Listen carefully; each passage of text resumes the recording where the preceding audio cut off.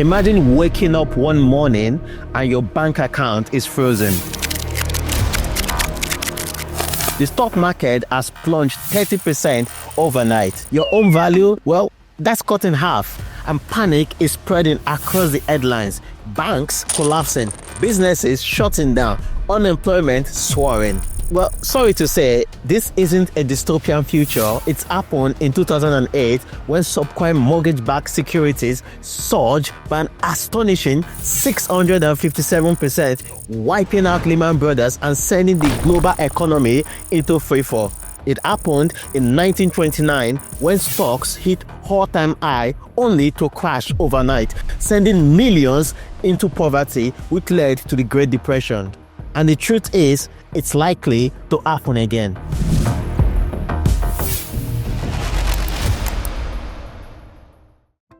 Financial crises don't come out of nowhere. They are always warning signs. The same patterns repeat over and over again. The only question is, are you paying attention? I want out. It's just money. 1637, 1797, 1837, 1901, 1937, 1974, 1987. Jesus, didn't that fuck me up good? 92, 97, 2000, and whatever we want to call this. It's all just the same thing over and over. We can't help ourselves. Today, I'll be breaking down 4 key warning signs that always appear before a financial crisis, so you can protect your money before it's too late. So if you want to stay ahead of the next meltdown, well, make sure to hit the subscribe button. I break down money, financial market, and financial survivor every week on Wednesdays and Sundays. But before we dive in, if you are new here, my name is Chika, and I've spent the last few years studying financial systems and investment strategies while working for some of the biggest financial institutions in the world. And I've seen firsthand how wealthy individuals think about money differently than most people. And my goal with this channel is simple: to help you understand money the way the rich does, so you can start building your very own version of financial freedom. Now, let's get into it. Before we jump into the warning signs, let's get something straight. Not every market downturn is a financial crisis, because people throw this term around loosely, but a recession is not the same as a total meltdown. A bubble is when prices skyrocket without reason. Think about the dot-com bubble, where anything with .com in its name gets millions in funding, even if it had no business model, no profit margin, no plan whatsoever. There's no guarantee that Amazon.com can be a successful company. What we're trying to do is very complicated. Or think about NFT in the recent years, when people sent hundreds of thousands of dollars just to buy pixelated images of monkeys. Huh? Yeah. Is that not ridiculous? Now, that's a bubble. The irrational hype driving prices higher and higher until reality brings it crashing down. A recession, on the other hand, well, that happens when the economy slows down, unemployment rises, and businesses struggle. It's painful, but it's temporary. And yeah, Uncle Sam usually steps in to stimulate the economy, turn on the money printer, and things recover over time. But when a financial crisis hits, now that's something far worse. That's when the entire financial system is on the edge of collapse. That's when banks fail, market crashes, and governments scramble to prevent total economic meltdown. It's when a bubble bursts, but people can't afford to pay back their debt, which in turn set off a chain of reaction, panics, bankruptcies, and bank failures. The thing is, there are always clear signs before every financial crisis. You just need to know where to look. But here's the scary part. Some of those signs are happening right now. You see, markets don't crash when people are fearful. They crash when everyone is convinced that they will get rich. The final phase before any meltdown is euphoria. This is when people think making money is easy and anyone who doesn't jump in is missing out. Remember 2008, right? When people were convinced that real estate could only go up. Even taxi drivers and bartenders were flipping houses, taking out loans they couldn't afford just because they thought prices would go up forever. No one cared about the risk until the market collapsed, leaving millions bankrupt. The same thing happened in the dot-com bubble. In the late 90s, investors poured billions of dollars into tech companies with no revenue, no profit, no business plan, just the promise that the internet was the future. And while they weren't wrong about the internet changing the world, the market crashed before any real profit was ever monetized. And today we are seeing similar narratives with the artificial intelligence, AI. AI is being hailed as the most transformative technology of our time, with companies rushing to brand themselves as AI-powered just to attract investment. And while AI does have massive potentials, investors are pouring money into companies that haven't yet proven that they can turn innovation into profit. Just like the dot-com bubble, the technology itself isn't the problem. The problem is the assumption that every AI-related stock will be a guaranteed winner. And when markets are fueled by hype instead of fundamentals, they eventually correct. They eventually mean revert, leaving the late investors, well, holding the bags. And you can spot euphoria by watching how people behave. Are you seeing TikTok traders flashing luxury cars, telling you to buy stocks and cryptos that will never go down? Are your relatives who have never invested in their lives suddenly asking you for advice on which stocks to buy? For example, a distant aunt who has never invested in crypto until now messaged me last month to tell me that she wants to sell off her business and put the whole money in crypto because she feels it's gonna give her a better return, it's a better investment, and she get paid for doing nothing. You see, these are classic signs that greed has taken over and the market crash is imminent. Immediately after receiving that message, I sold off 50% of my crypto portfolio. Yep. We just react. We make a lot of money if we get it right. And we get left by the side of the road if we get it wrong.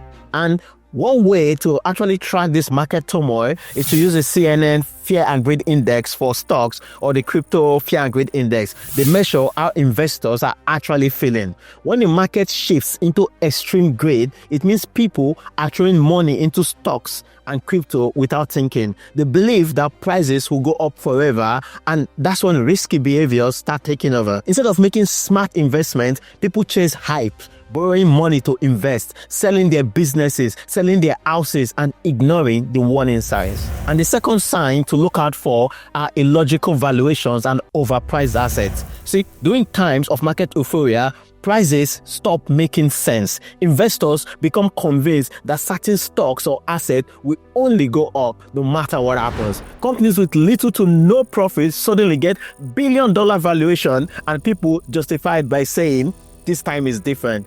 But history has proven time and time again that when hype replaces logic, crashes follow. For example, take pet.com. During the dot-com bubble, it was an online pet supply store that barely made any money. Yet, investors poured hundreds of millions into it just because it had a website. The excitement over the internet blinded people to the fact that the company had no real path to profit. When reality sets in, the stock price crashed and the company collapsed overnight. Today, we are seeing similar signs in the AI boom. In late 2024, Palantir had a price-to-earning ratio of 599, meaning investors were paying nearly 600 times what the company actually earned. Well, for context, let's compare that to AMD, a well-established tech company earning 4 times more profit than Palantir. Its PE ratio in late 2024 was 34.17. This is a classic case of investors paying for a dream rather than actual performance. Market crash when stocks are priced for perfection, when their value is built on the future potential rather than real profits. The moment investors lose confidence in that future, the sell-off begins and the overpriced stock crumbles back to reality. Another sign to look out for is the shift in monetary and fiscal policies. You see, markets run on the money, and when there's plenty of money, when borrowing is cheap, when interest rates are low and cash is flowing freely, asset prices skyrocket. But when money starts disappearing from the system, that's when things go downhill fast. And one of the biggest triggers of a financial crisis is when the Federal Reserve or the government tightens financial conditions. This happens when they raise interest rates or cut spending or pull money out of circulation. It's like shutting off the oxygen supply to the economy. Things start slowing down fast. Businesses start struggling, and over-leveraged investors, well, they start to panic. We saw this in 2008. For years, banks had been handing out mortgages to anyone with a pulse, assuming home prices will always rise. But when the Federal Reserve started raising interest rates just as mortgage defaults were increasing, suddenly homeowners couldn't afford their payment. Foreclosures started, and banks that had been lending recklessly ran out of cash overnight. The result was the worst financial crisis since the Great Depression. The same thing happened in 2021 after the Federal Reserve had spent nearly 2 years printing money and keeping interest rates at near zero. That party came to an abrupt end. Inflation spiraled out of control, forcing the Fed to stop pumping money into the economy and start raising interest rates aggressively. Almost immediately, the stock market peaked. The S&P 500 dropped 27%, and the tech stock, well, they collapsed even harder. Companies that relied on cheap borrowing suddenly found themselves in trouble, leading to layoffs, bankruptcy, and a wide market panic. Well, market correction, really. So if you want to predict the next financial crisis, start watching what the Federal Reserve is doing. If they start raising interest rates too fast, aggressively, pulling out money from the system, well, that's when assets start falling.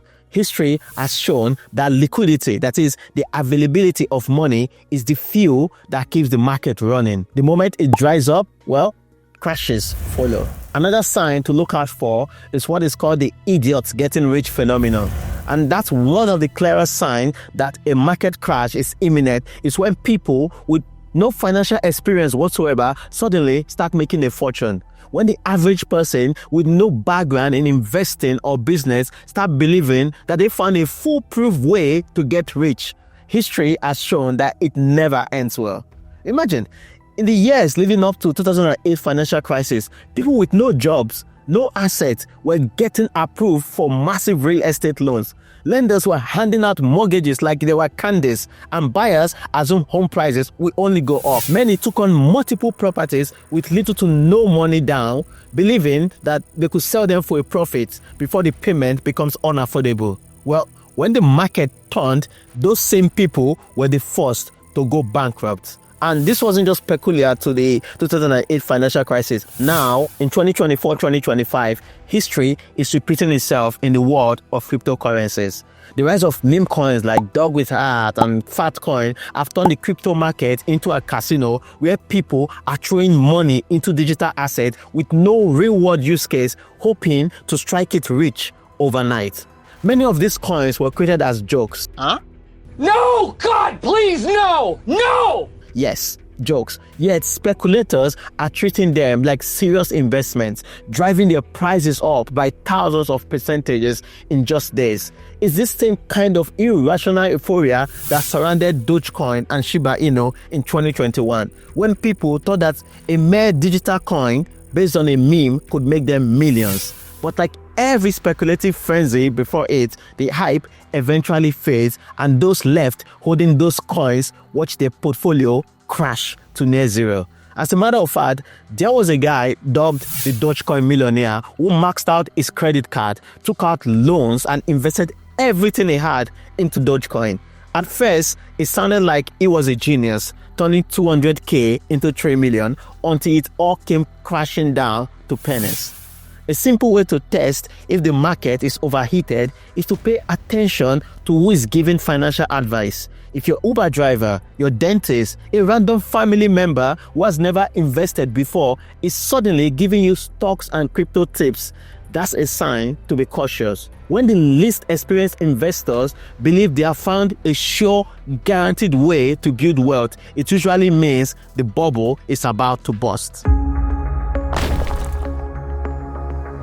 Now, let's talk about how you can protect yourself before the next financial crisis. The people who suffer the most during a financial crisis are those who are unprepared. Market crashes don't just erase wealth from large corporations and banks, they wipe out individuals who are over-leveraged, undiversified, and unaware of what's happening in the economy. But history has shown that those who take the right precaution can survive and even profit when the system starts to break down. And the first step is to reduce your debt. In every financial crisis, the people who fall the hardest are the ones who have borrowed too much. When the market is booming, debt doesn't seem like a big deal, right? People take out loans to buy houses, invest in stocks, buy crypto, start businesses, assuming that prices will keep rising forever and they will have enough income to cover their payments. But when a crash hits, jobs disappear, assets lose value, and debt becomes a crushing weight. High interest debts like credit card or personal loans is the most dangerous. If you have a high interest debt that you can pay off now, do it before your financial conditions tighten and money becomes harder to access. Next, diversify your investments. One of the biggest mistakes people make is putting everything into one sector, one stock, one crypto, or one asset class. When times are good, it's easy to believe that certain investments are safe and can only go up. But when the economy shifts, markets can turn overnight, leaving people stuck with losses they never expected. The best way to protect yourself is to spread your money across different types of assets. Cash reserves provide liquidity in a downturn. Real estate provides long-term stability. Commodities like gold, Bitcoin act as an edge against inflation. And strong dividend stocks generate income even when the market is volatile.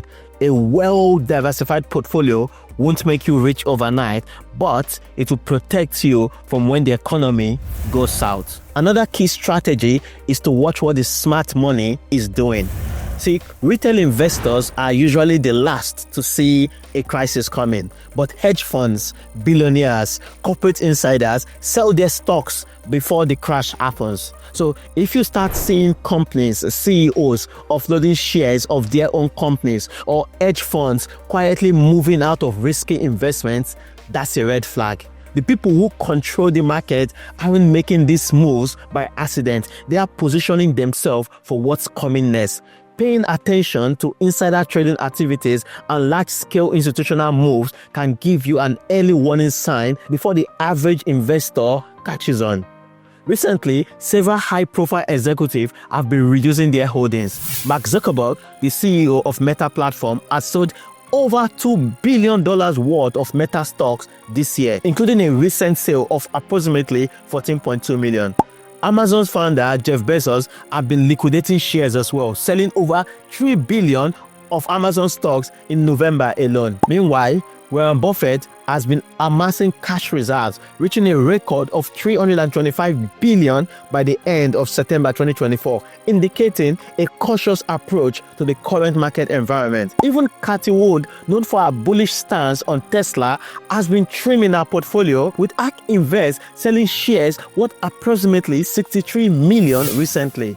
These moves by prominent figures suggest a more conservative outlook on the market's immediate prospects. While their actions don't guarantee an impending downturn, they serve as an important signal for individual investors to reassess their portfolios and consider the potential risk. And finally, never stop learning. See, financial literacy is the greatest shield against market crashes. The more you understand about how money moves, how bubbles form, how the economy cycle plays out, the better you'll be prepared. Most people start learning about finance when it's too late, after they've already lost money. If you take the time now to understand how market works, how central banks control liquidity, how past crises unfolded, you won't be caught off guard when the next one eventually hits. A financial crisis is only devastating to those who don't see it coming. The people who are prepared in advance not only survive but often come out ahead. The question is, which side will you be on? So friends, are we on the brink of a financial meltdown, or is this just another market dip? Well, let me know your thoughts in the comments. If you want to stay ahead of the next big move, make sure to like this video and subscribe to the channel. I cover money, financial markets, and how to protect your wealth every week, Wednesdays and Sundays. Thanks for watching, and I'll see you in the next one.